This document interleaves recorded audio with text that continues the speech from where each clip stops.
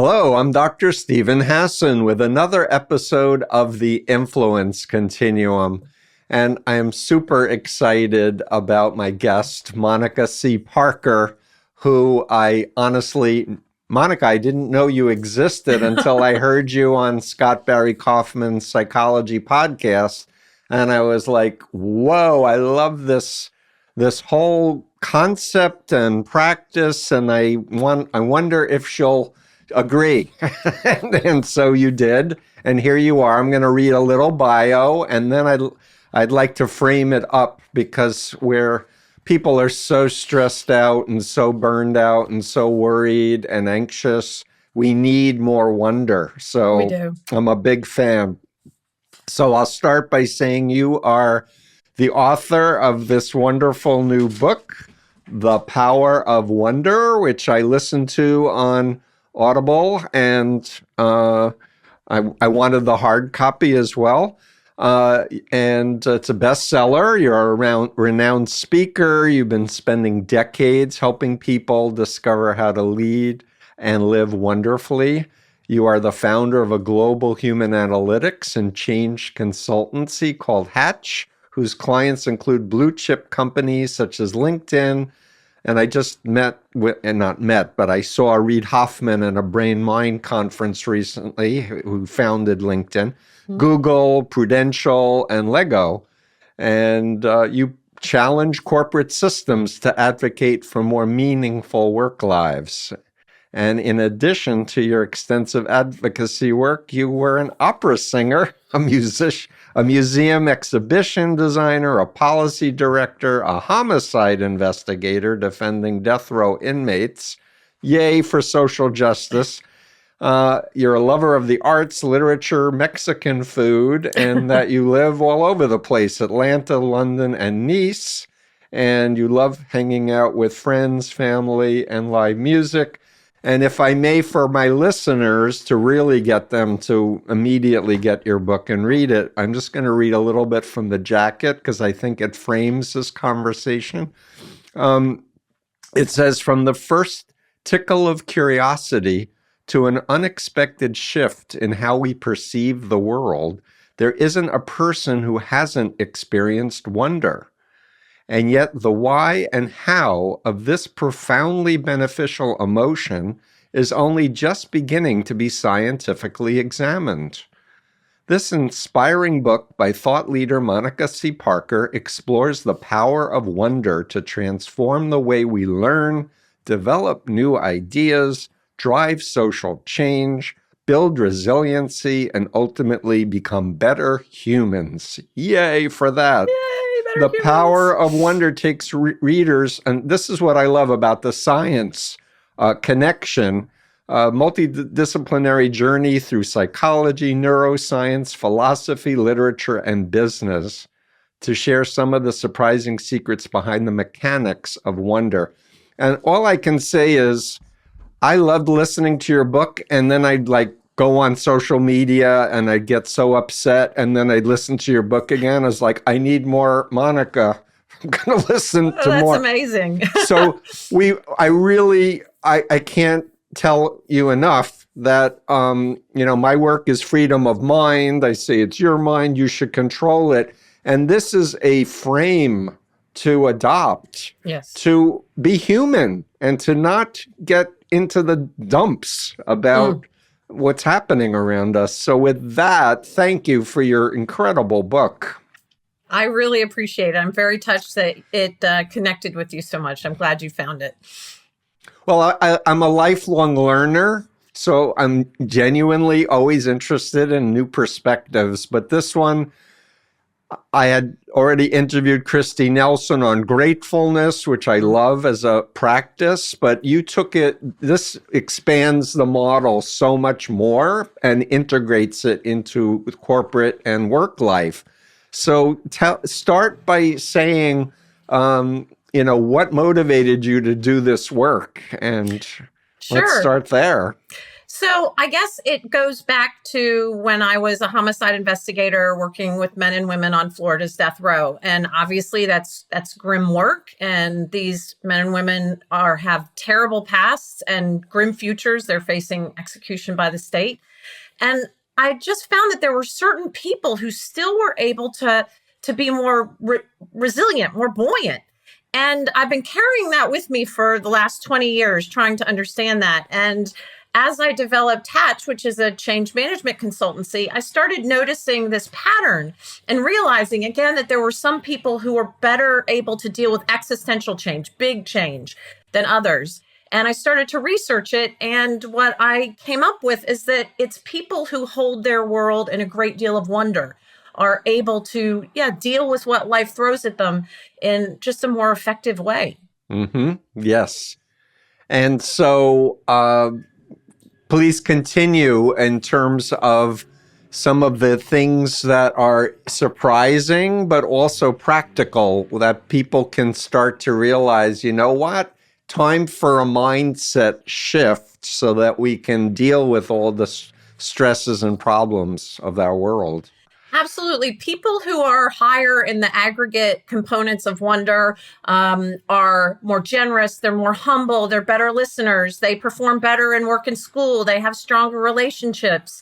They're more generous and better community members. Mm-hmm. But on top of that, what's particularly fascinating is some of the physiological benefits, which show that people who experience wonder have lower stress hormones, they have lower heart rates, and they have lower pro-inflammatory cytokines. And of course, pro-inflammatory cytokines are the markers of certain diseases like Alzheimer's and heart disease, diabetes. So this shows a direct biological pathway between wonder and better health. Yes. So I've been teaching for years that for me, we are embodied minds. And so working with people in cults where they're taught that their bodies are evil and they shouldn't listen to their bodies, your frame is the opposite. It's really like we are our bodies.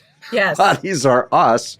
So continue and talk about, so somebody's listening to this for the first time and they're like, well, what is a wonder practice? So I'll first start about what is wonder, and then I'll explain some of the practice. So wonder as a word is something of a shapeshifter, right? So we have wonder that's to wonder, which is the verb. And then we have wonder, a wonder, which would be the noun. And the to wonder might be sort of curiosity. And the a wonder might be something that triggers a sense of awe. And so my goal was to link those two concepts. And I believed that I could. And I did find the connecting points. And so the way I describe wonder is it starts with openness to experience, which is one of our big 5 personality traits. Everybody has some degree of openness. Then we move into curiosity, and it's a particular type of curiosity. It's what I call deep curiosity. So not sort of the, Google search to settle a bet or smelling the milk to know if it's gone off. It's really the exploration for the joy of it.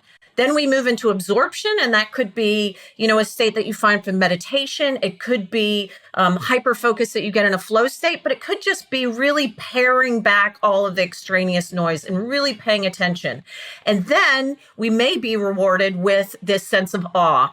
And I call these different components watch, wander, whittle, wow, and woe. But the reason that I didn't just focus on awe is because I wanted people to realize that there's an on-ramp to this big bang, that all of these components of wonder have a benefit. And I actually call it a wonder cycle, because each time you achieve or experience one of the components, you're more likely to in the future. And so it creates sort of this additive, upwardly beneficial spiral. So that's sort of what it is. How can we create a mindset for it?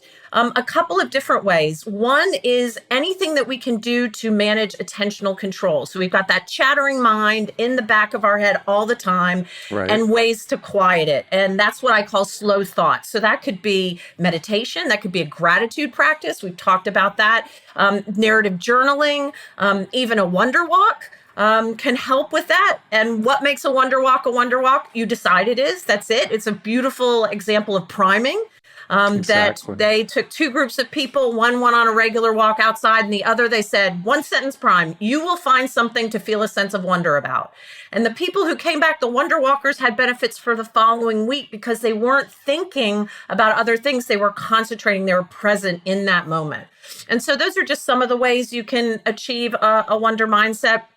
There's other elements as well around how we spend time with people, how we integrate ourselves into community. Prayer is another way, if that's sort of the way that you connect with feeling small. And at the end of the day, that's really all we want, is to feel like a small piece of a bigger system. And when we do that, it gives us that sense that there is so much more. And in that, that's the wonder. Yeah, so there's so much to unpack in there, and you listed the W's. Could you just take a minute and flesh out each one of those? Because it's so beautiful. So watch is openness to experience. And everyone has a little bit of openness to experience, some more than others. It's a personality trait. So it's set pretty much by the time we're 25, based half on our experiences and half on genetics. But I explain it as being open, and it's not just, it's a subtype of being open to experience. It's open to new ideas. And even more beneficial is if you can hold two competing ideas in your head at the same time. That's sort of a paradoxical thinking. And what that does is it allows us to start to appreciate nuance, and it definitely helps us fight against polarization, because we can look at an issue and know that it's not black and white. How do you pick a side when it's gray? You can't. And so recognizing that, being open to new ideas and holding opposing ideas in your head at the same time, that's the watcher. Yeah. Then we get into wander. And this is that type of deep curiosity, what some people might call epistemic curiosity, but there's a lot of different models of curiosity, probably 6 or 7, but they tend to have different elements. And so I sort of reduce those down into surface curiosity and deep curiosity. Surface, as I said, is like a Google search to settle a bet. It's the type we share with animals. But the deep curiosity, that's a purely human activity. And that is exploration for exploration's sake. And that's where we really start to become engaged. And actually, the heart of deep curiosity is empathy. Because empathy, in fact, is just deep curiosity about the human condition. And so if you're deeply curious, it automatically starts to make you more empathetic. Then we move into absorption, and absorption is sort of an interesting state. Some of the first tests for absorption actually were looking at people who were more prone to hypnosis, in fact. But what we're looking at is a type of absorption where you're really able to focus. And why is this important? Because if we pay too much attention to the noise that is in the world, we'll just miss the wonder. I mean, it'll just get lost in, our day to day. And if we're stressed and we're pressured, our neural pathways are very fast, and they will just scoot right down your brain and miss any opportunity for wonder. So that absorption phase really prepares you, and it's sort of the on-ramp then into the last 2 phases. So that's the watch, wander, that's whittle, and that's paring back the focus, absorption. And then we get into wow and whoa. And the reason that awe has 2 W's is because really awe has sort of 2 phases. So the first is where you experience something that feels so vast that you feel like a smaller part. And that can be emotionally vast, like seeing your kid take their first steps. It can be cognitively vast, like, imagining a folded universe. And it can be naturally vast, like seeing the Grand Canyon. And that makes you feel small. That's the wow, where you go, sort of take a breath in. But then the second phase is the most powerful. That's where your mind actually starts to change. You become plastic in your mind, and new thinking can be implanted in that state. And in that state, we call that assimilation. And that's the whoa, mind blown. And then, of course, that makes you more open, which makes you more curious. And so it keeps going on and on. But those are the 5 W's. Yeah, that's great. And of course, in my work with the influence continuum and the bite model, I say, be careful if you're in that open state. If someone has an agenda to put a conspiracy theory in your brain, your frontal cortex is not blocking that and protecting you from that. So it's true, and it's sort of almost a bit counterintuitive, because there are elements of wonder that make you able to have better reasoning. But the challenge is that if you get into a full awe state, really anything can be implanted in that. There's been some people that have said, what's the dark side? And I do see cults as the potential dark side. And then on the other side, people say, oh, if we could get all the terrorists to just experience wonder, then life would be better. No, it doesn't work that way. Right. And so it's recognizing that, in that plastic state, it depends on what you can implant. But yes, it's to really appreciate what it is you want to implant in that state. Right. And I'll just add that for me, developmental psychology, growing up to be an adult, where we're headed, ideally, if we're growing well, is to be able to hold our own belief system, but entertain many other belief systems and step into those worlds without losing our groundedness. Yet when like when I was recruited into the Moonies, I feel like my developmental stage went down to a very childish, all or nothing, black and white, us versus them thinking, which is what I think cult members wind up being. Absolutely. Cults have no nuance. It is you're in, you're out, right? And that's one of the challenges. And that's where openness becomes really powerful. That ability to be open to new ideas. You are not open to new ideas by the very nature of a cult. And so that, I think, is one of those really important pieces to start to understand. Given that it is a personality trait, of course, we can't change it a lot. We can change it a little. But there are ways that we can mitigate it, that we can support it. And again, one of those great ways to do that is to force yourself to feel competing ideas, to discuss them. I get asked, what do we do for our kids if our school systems are making them too polarized, which I genuinely believe. I believe that school systems, because they're testing to memorization and standardization, they're teaching children that there is a single right answer to every question. Right. So they grow up to be adults that believe there's a single right answer to every question. So debate with your kids at the dinner table, right? Come back with a contrary point, just to be a little contrarian, to see how they confront that and to help them start to see the nuance that exists in the world. And I think that's one of the key components. Yeah, it's beautiful. But you were also saying, and you advocate this strongly, is like being online in virtual reality or avatars is so not the human experience that's necessary to have wonder and awe. Can you talk about in real life and nature? Well, so there's certainly, nature gives us, myriad of benefits. It's called the green advantage. We know from research around forest walking and some of these advantages around kids who have ADD and how it helps with their focus. So we know that being in the physical, natural environment is helpful. And it can be as short as, 20 minutes. But one of the challenges with the online experience is the jury is still out if we even feel empathy. Empathy is based on mirror neurons, they believe, and are our mirror neurons triggered when we're seeing pixels of a person? We don't really know that. And one of the challenges is but what we do know is that empathy levels have dropped almost 50% in the last 20 years. And the belief around that is because of this onslaught of information, we just start to dehumanize each other because it's the only way that we can deal with the enormity of what we're being thrown, what we're consuming, frankly. And so absolutely, I advocate for the internet can be an incredible wonder tool, but it has to be used really well. It has to be well curated. And so recognizing, again, what are you consuming? Because that is going to be the mulch, the basis upon which you grow these other elements. And if it's junk, junk in, junk out. And so I believe that the way it's being used right now is harmful. I don't believe as a tool itself it's harmful necessarily, but it's not being used by and large in the best way that it could be. Right. And part of, I think, what people need to always remember is what is the source of this information that I'm consuming or these videos that I'm consuming?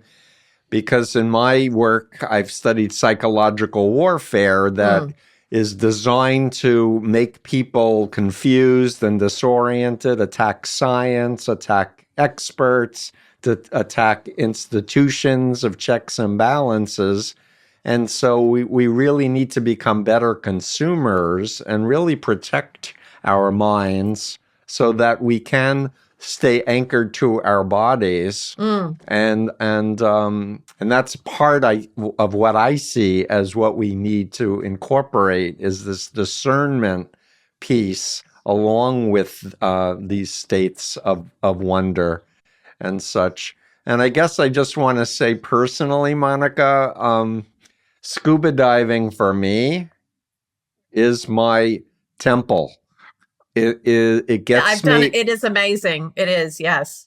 and it just makes you hear your breathing. You're in immersive and new environment, and the It's a little spectacular. scary, Yes, yeah, which is part of the sort of, we want to push the scary bit out, but that's really a key component to wonder, is allowing there to be that little bit of that dually valenced emotion. So yes. yep. So give some other examples. You do in your book beautifully of ways that people experience wonder. I call them wonder bringers. And so wonder bringers are very personal, but there are some that are they're quite universal. So music is a wonder bringer. What type of music, depends on what you like, but they find that it's elements that have a great deal of modulation. When we move from absorption into awe, there's a moment called an expectation violation. And this is where a pattern we think is going to complete is shifted. It's something we didn't expect to see.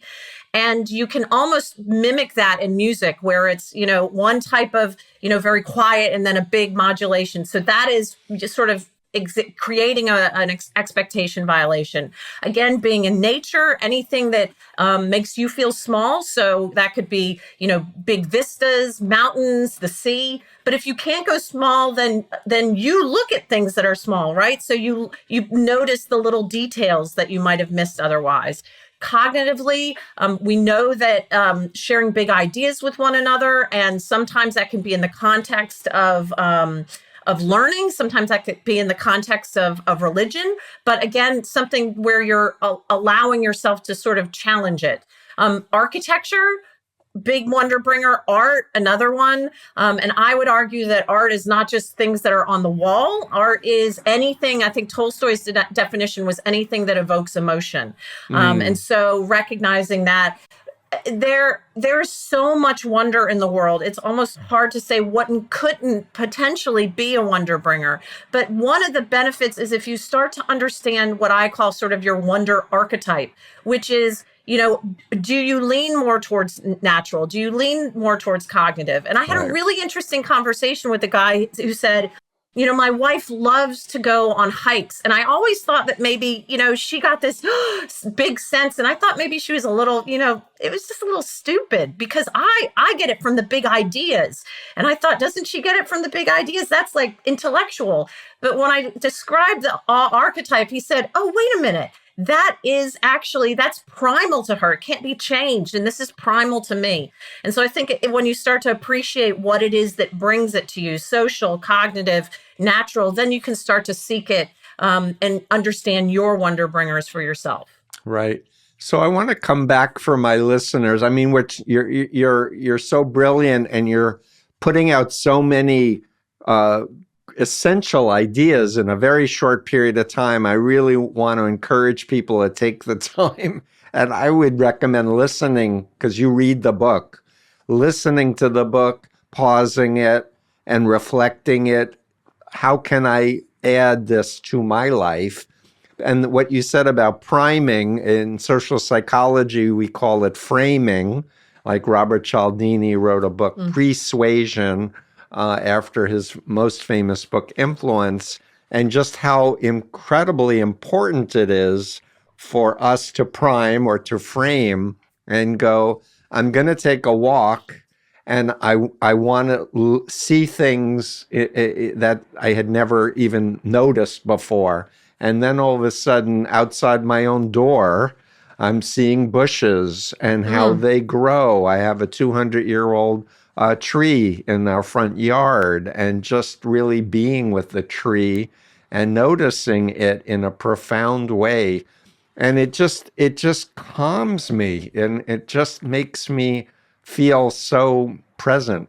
And that is, you're so present, and you really touched on another one of the sort of primary ways that we experience wonder, and that's novelty, right? Our brain notices newness. In fact, it's really pretty much all it notices. And that's why, if someone were to ask you, I don't know, to describe the wallpaper in a place that you've been 100 times, you'd think, I don't really remember what the wallpaper is. Right. So we want to really help our brains to see the newness. And as you say, that priming or framing really does, because you're telling your brain, I want you to dedicate resources, and it will do that. It'll dedicate cognitive resources to completing that task that you set to it. So really that idea of novelty and looking through the world with a child's eyes, the Zen precept of always be beginning, or Rainer Maria Rilke says, to as if it's always to start, as if we're always starting. So beginner's mind. It's amazing. So you do so much work in the corporate world. So help my listeners have a sense of the kind of trainings you do or the kinds of consulting you do. Sure. So I do change management, which is, we tend to try to do big existential change. So, big moves or whole parts of the business that are, going under, consolidations, things like that. But the way that I'm using wonder, and I have it sort of a subset of my consultancy called the Wonder Lab. And this is coming in and helping people through different modules to understand how to bring wonder into their workplace in order to achieve all of these benefits. And, I put up a slide when I do a Wonder at Work presentation, and it's about 50 different things, 50 different benefits that you can achieve from this. And so we really break it down into about 6 or 8 modules and help people start to understand how to achieve that.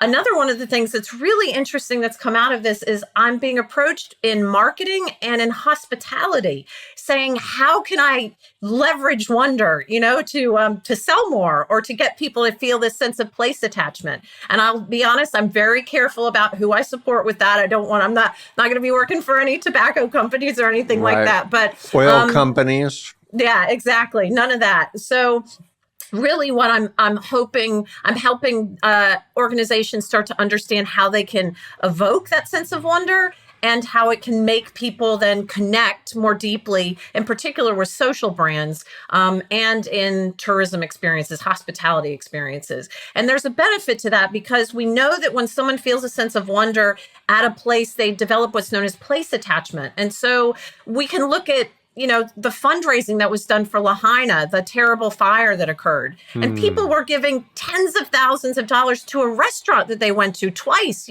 because they felt a sense of stewardship. And so I want us to be able to create that for different areas because I believe then it will help us take better care of the world. Yeah, exactly.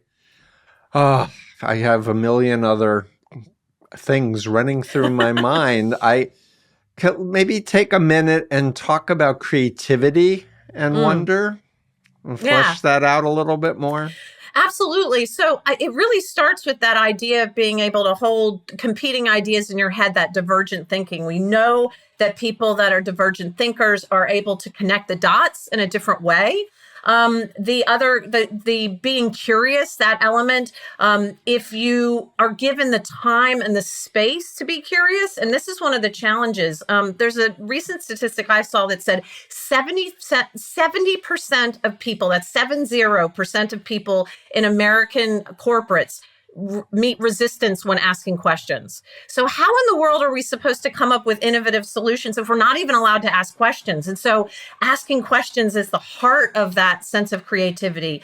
But I think where you really find it is that paring back. And so being able to whittle away the distractions and start to see your, whatever initiative or challenge that you're trying to tackle in this fundamentally different way through that wonder lens.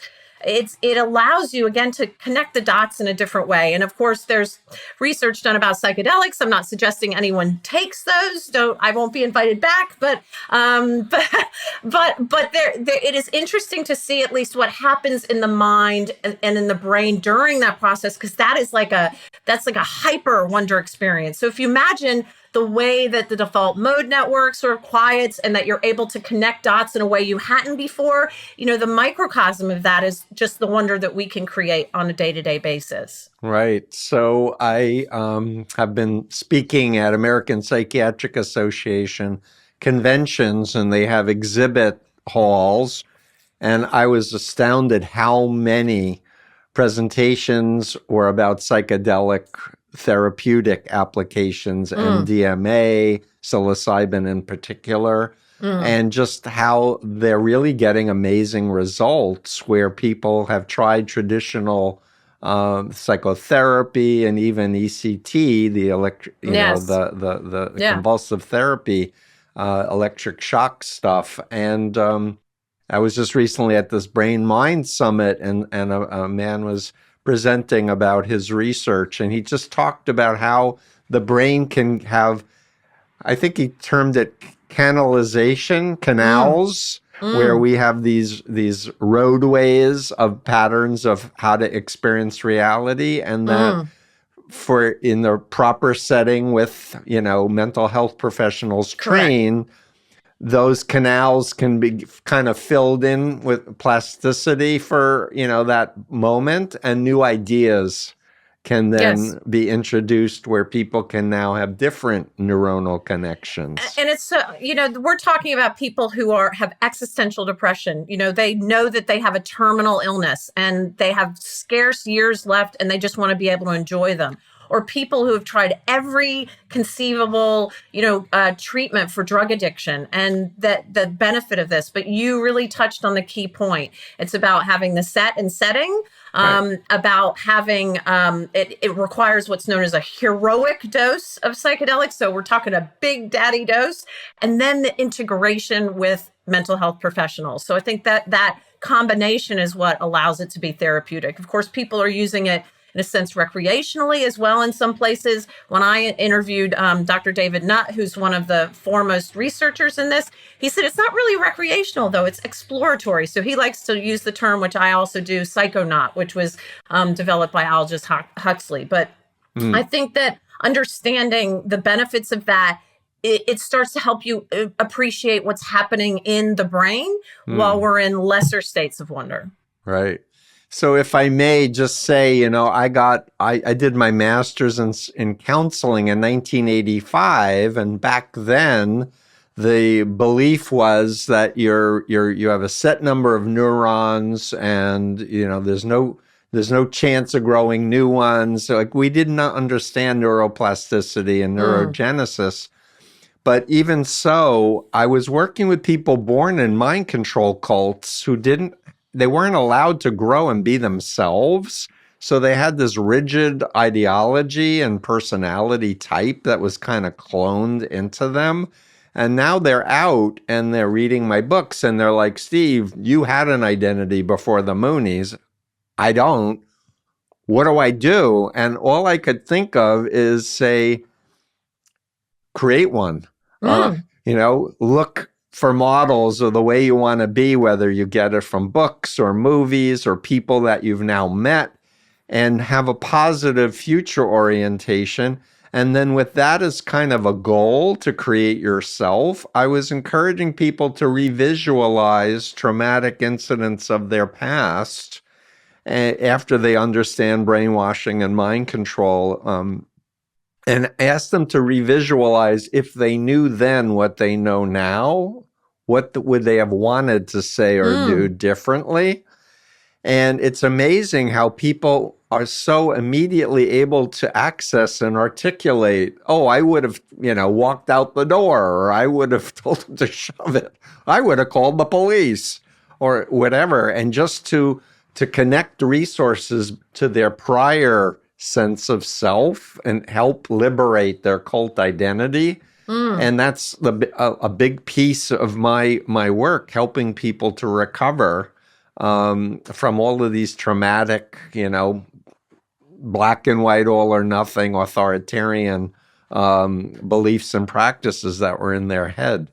So just to connect a few dots for my listeners, because I have a lot of former members. And that's that curiosity, if curiosity is the heart of empathy. Of course, it's also the curiosity is the heart of grace, giving ourselves that sense. So the opportunity is to become deeply curious about yourself and what is it that, what are the qualities that I want to enhance? What are the qualities that I'm happy to leave behind?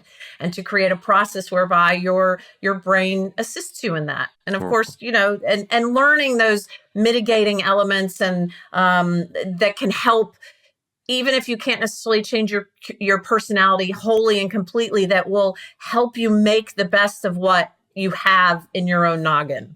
Right. So can you think back to some of the people that you've been asked to consult with who may have been like really, really stuck, and just share with our listeners, some of the strategies that you might use to help them to get unstuck? Sure. I mean, a lot of what we do is around questions and creating environments where questions are really encouraged, where curiosity is given the time.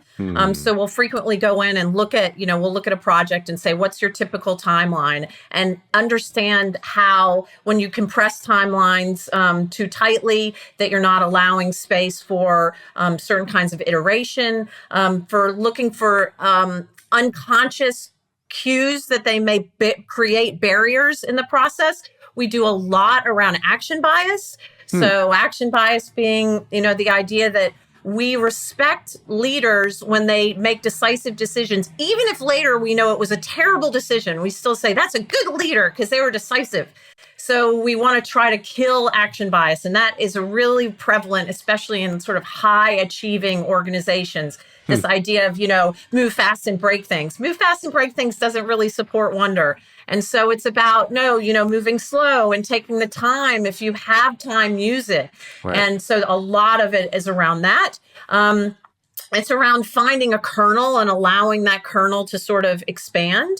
And then a lot of work, again, on how we can pare back the noise and do that both in a work environment and not. But of course, there's physical attributes we can build into the work environment as well. And I'll consult on those design elements as well that will help people get more quickly into that wonder state.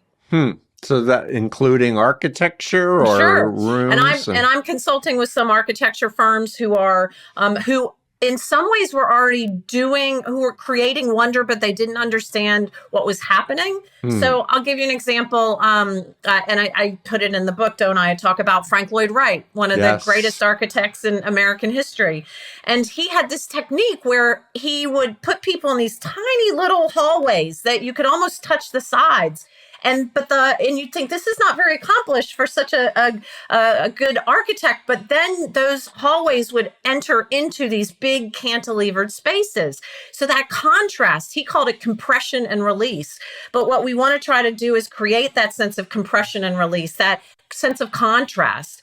And there are certain elements, things like repetition, sanctity, ephemerality. These things will also give you a sense of wonder. Biophilia, again, if you can't be out in nature, bringing elements of nature into a space, even with just curved lines, light, plant features, those are also things that will help you have a sense of wonder.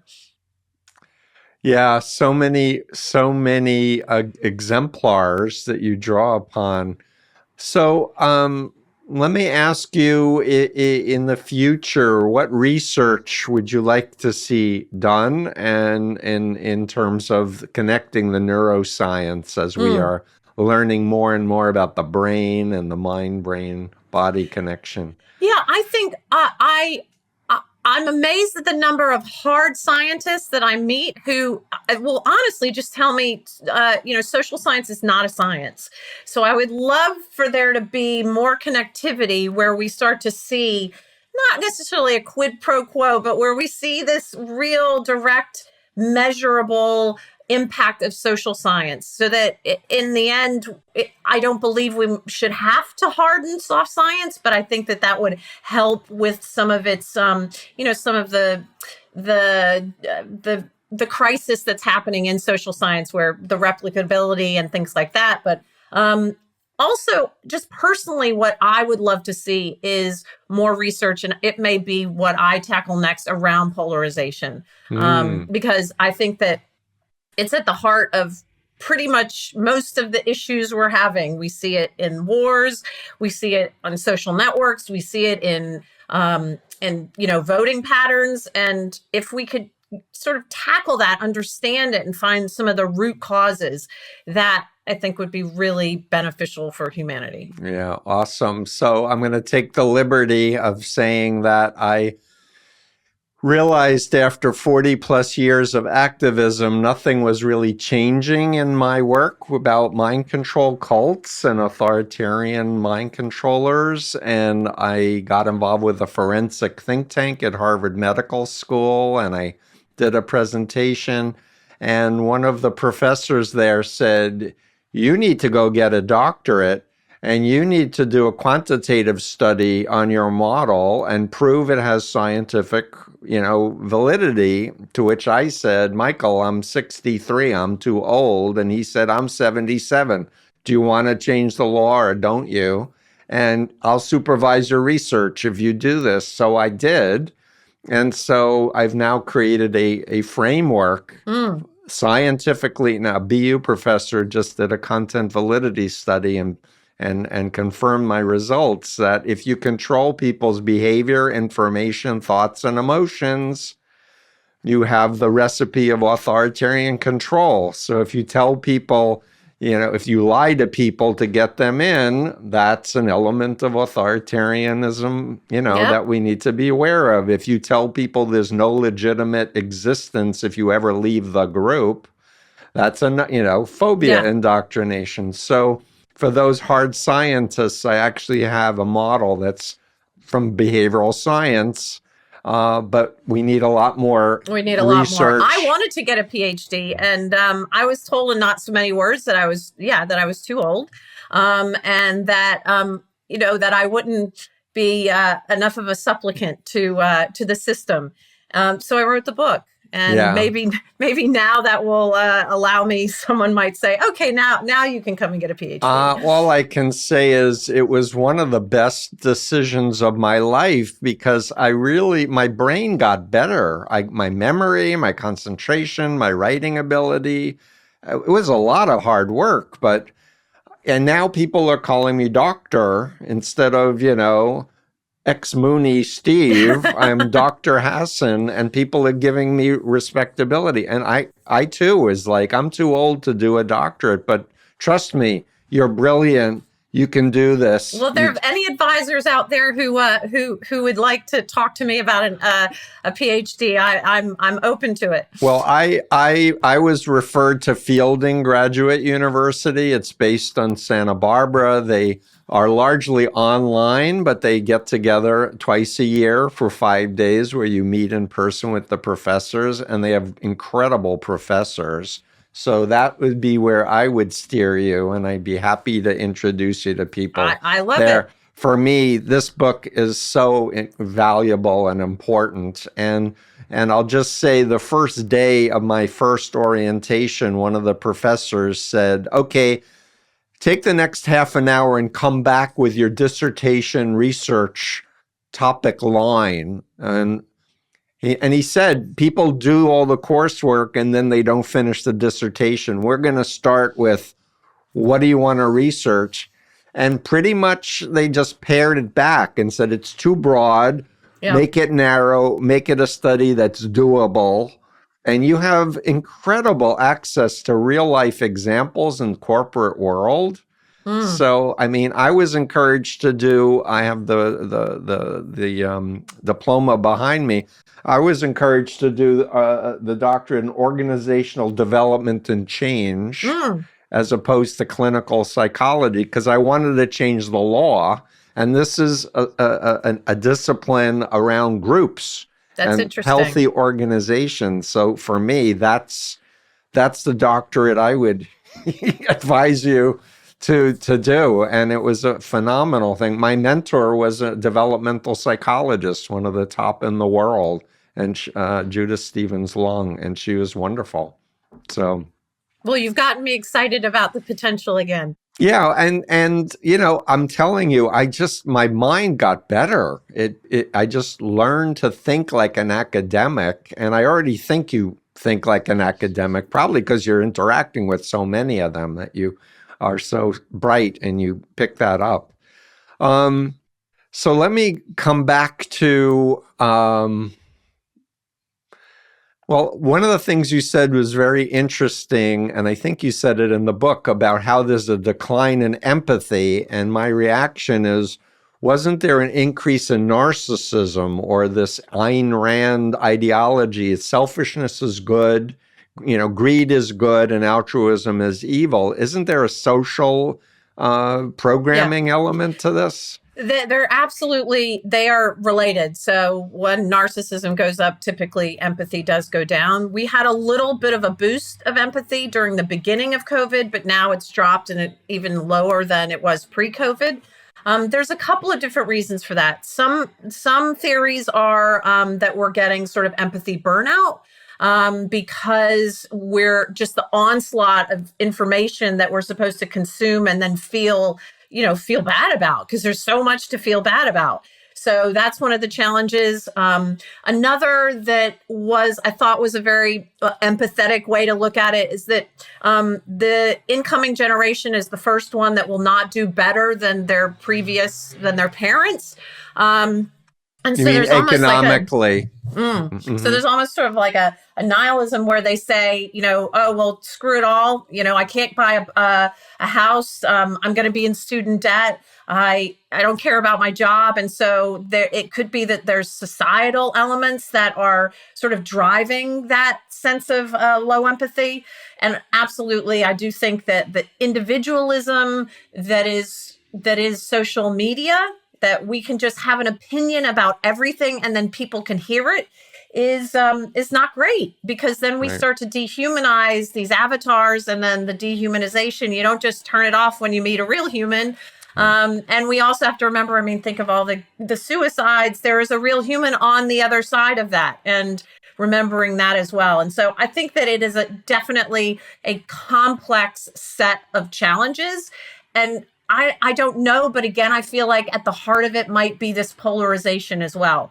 There's one study that showed in the EU that 75% of people in this one country, I will not say because I don't want to further polarization, but 75% said they would not do business with somebody who was of an opposite political party. Wow. So, how do you build a strategy even based on that? That's fascinating. But then you start to appreciate, if we're really dehumanizing people that much, then it's easy to see how empathy will just start to bottom out.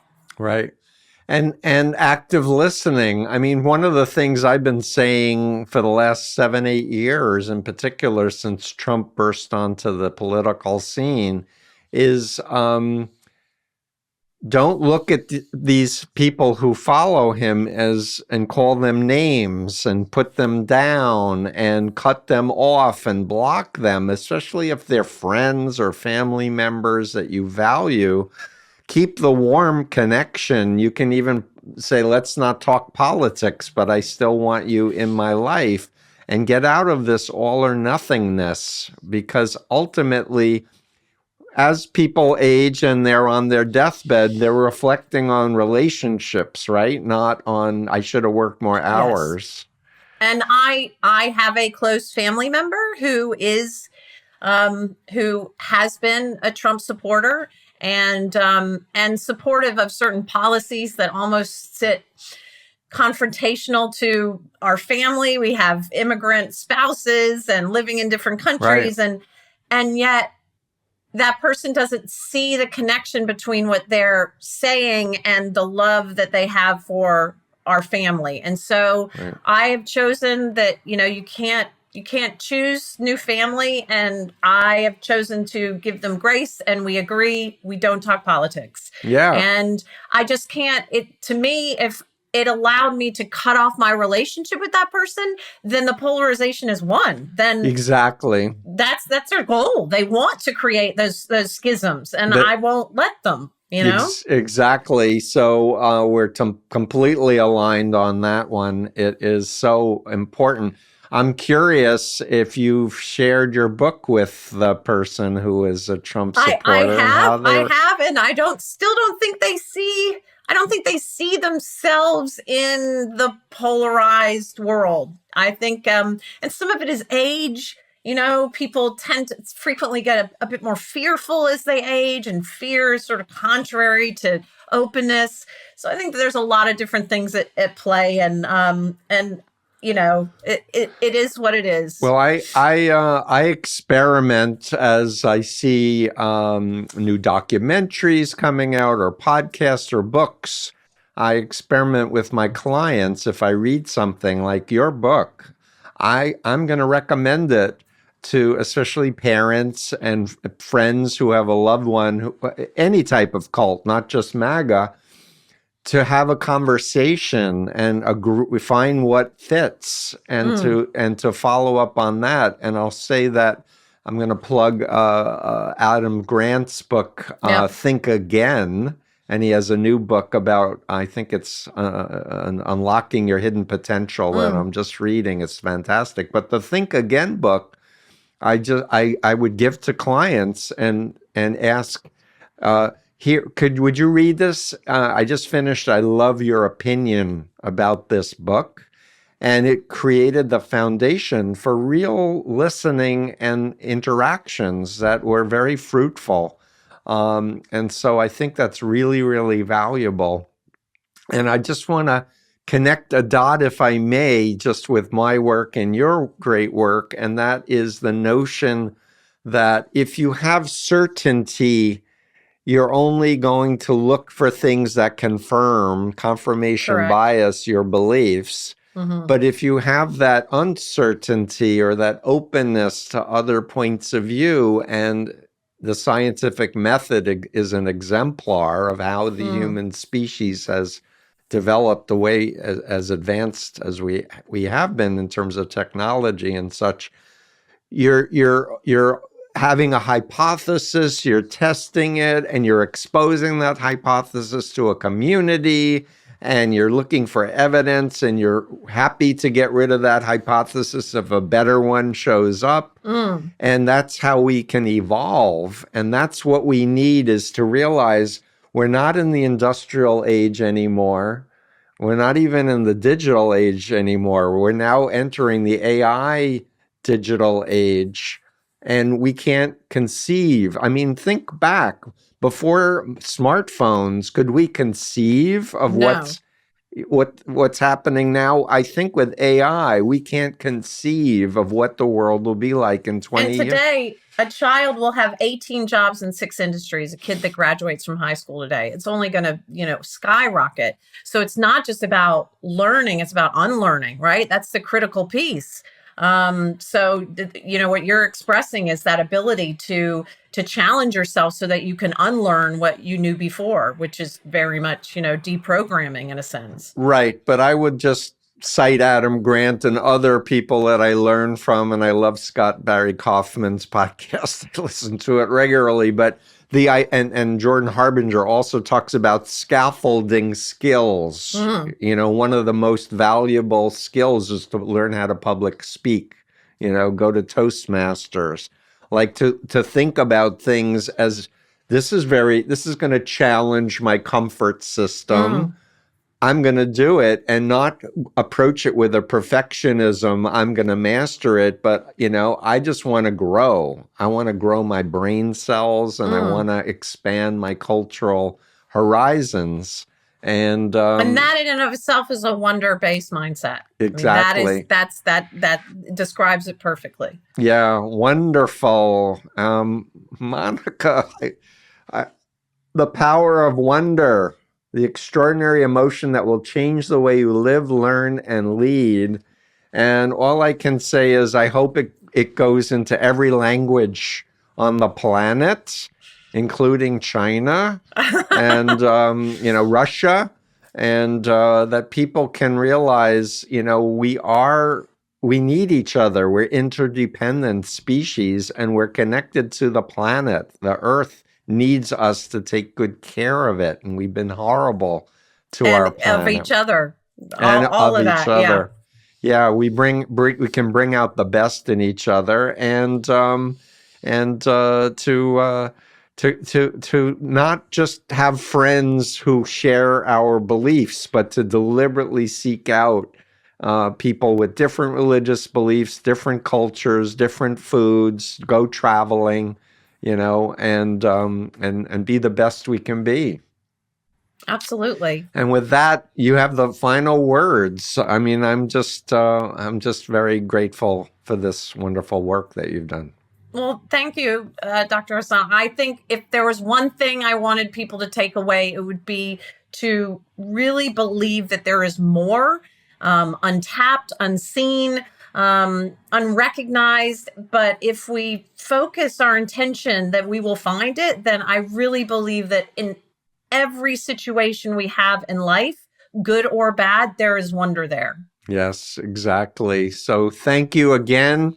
And hope we can meet at some point in the real world, not just digitally. And please, if you're listening to this, get the book, and we're going to do not only the podcast, but embed the video on my blog on freedomofmind.com, and we'll have additional links. And thank you, Monica. Thank you so much. You have a great day. Okay, thank you.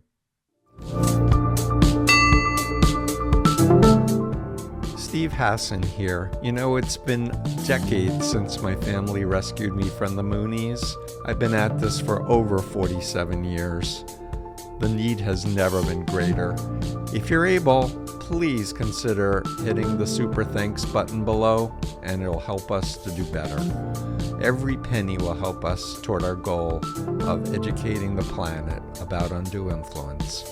Remember, it's your mind, only you should control it.